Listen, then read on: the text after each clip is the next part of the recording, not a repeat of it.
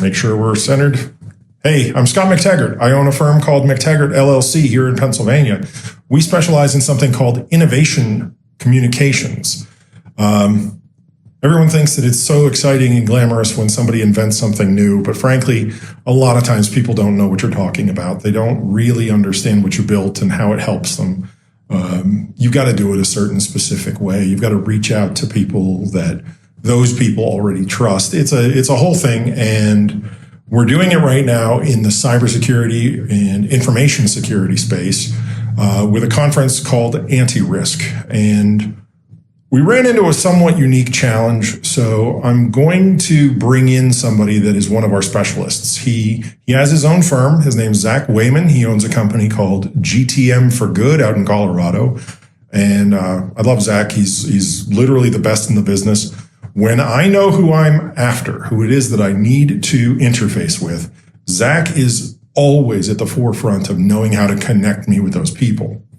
And he's got a new tool in his toolbox. He calls it AI Qualify. It's based on Intellectable, which is a fairly new AI platform, and it's beautiful. He is going to help us take a long list. I've got almost 3,000 company names in that cybersecurity and information security space, and he's going to help me make sure that the people that we invite to this thing are the people who will really enjoy having a relationship with us. They will actually listen to what we're offering to them, what the potential is. We're going to try to make these people a lot of money, but they have to be open to it. Hey, Scott, how's it going? Hey, Zak, it's good to see you. Hey, did you get that list I sent you? Yeah, I saw your Apollo list that you shared. It's something else, isn't it? Yeah. I was taking a look at it. Looks like all these folks, like pretty clean data set.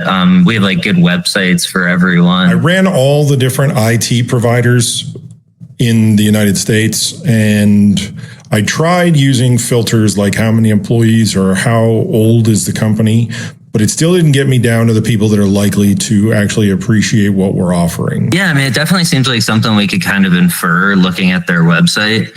Yeah. Where we start is just kind of on like a qualification prompt. So yeah, we'll kind of jump over there. Basically what this is going to do is say, hey, look at the whole website. If some of these items are true, they might be a good fit. But if any of these items down below are true, we're going to just automatically disqualify them. Yep. Pretty simple. So yeah, we'll get this tuned up and then jump over to Inelectable. Over at Inelectable, what we're going to do is basically have the system run a full web scrape. So it's going to crawl the entire site. I think at this point we're just kind of sticking to like the top 2 or 3 levels because some of these sites could be huge. We don't need 50 pages to tell if they're a good fit. Mostly the home page, maybe the solutions, customers pages should give us a good indication.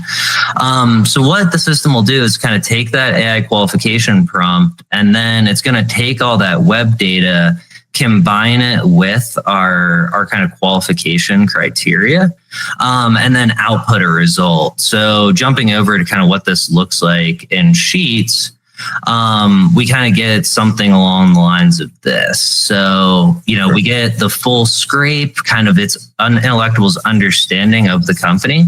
And then we can also look at like the reasoning behind the qualification criteria that we dropped in. So this is going to basically go, hey, if they are qualified, this is the supporting facts. If they're not qualified, this is how we drew that conclusion. And the nice part is it kind of allows us to run this like 5 records at a time to fine tune it before we go ahead and just feed in like a 2000 contact database. Yeah, this makes my life easier. I can already tell, like, it reduces the amount of people I have to research. Like I'm fine with ruling some things out that are tricky, but I don't necessarily want to do it 1,000 times. Right. And like with the approach that you're taking, kind of like not doing mass mailing or like crazy amounts of templated messages.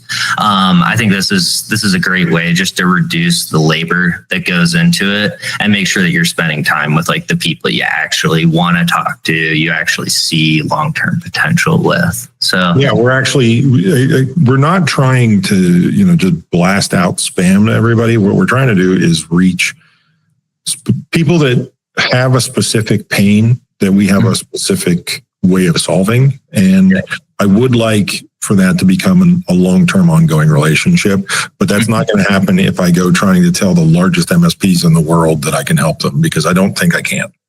Right. And also like whenever we're looking at a big aggregate list like this, this is borderline your serviceable addressable market, where this is the people that you're going to be creating relationships with over the course of, from now until you decide that you're selling the company. So yeah, getting like that really solid baseline just helps us understand like how to prioritize our time. And then you can take this even steps further. Once you know like who all of your qualified prospects are, you can map that out. You can do all sorts of fun things to look at, geo relevance to your market, also like doing high level analytics around like just say company size, what size are most of these firms that you want to engage with based off of like real facts rather than us just trying to play with a ton of filter criteria. Yeah, there are definitely, for lack of a better word, like personas of companies. Like if you're the giant dominant company, you're going to think and behave differently than the younger, hungrier company. And it's the type of category that I'm really after. Cool. Yeah. And I think we've got it narrowed down to them. So what we'll do now is like just kind of take all the bad stuff, filter it out, the people that don't fit our criteria. Yeah. And then basically what we're going to do is just go ahead and enrich those contacts so that we find the individual employees or owners that we'd actually be reaching out to. So by doing this before we find contacts, just keeps you with a way cleaner list, and way smaller volumes, just easier to manage and easier to get the message out in a reasonable time frame. No, that's a good strategy. Cool, man. Well, I'm going to send this over to you. And then, if you want to do any like AI qualify with the individual contacts, we can look at everything from, their job history to specifically how long they've worked at the company, even like skills, technologies they're familiar with, basically anything that's on a LinkedIn profile. And what's cool is like, we'll take that, we'll aggregate it with our web scrape, we'll send that back to AI Qualify. And then we have like this beautiful profile kind of detailing exactly who this person is, who they work for, to further refine our contact list. Because the last thing you want to do is like go, do reach outs to like 5 people at a company at a time. 9 times out of 10, there's like 1 to 3 people that are the right person to talk to, and you're just kind of pestering everyone else. The last thing you want to do is be known for, Scott's the guy who spammed all of us, 6 months ago when I bumped into him at a conference. No, this is huge. Thanks, man. Yeah, of course. Anytime. I'll talk to you soon.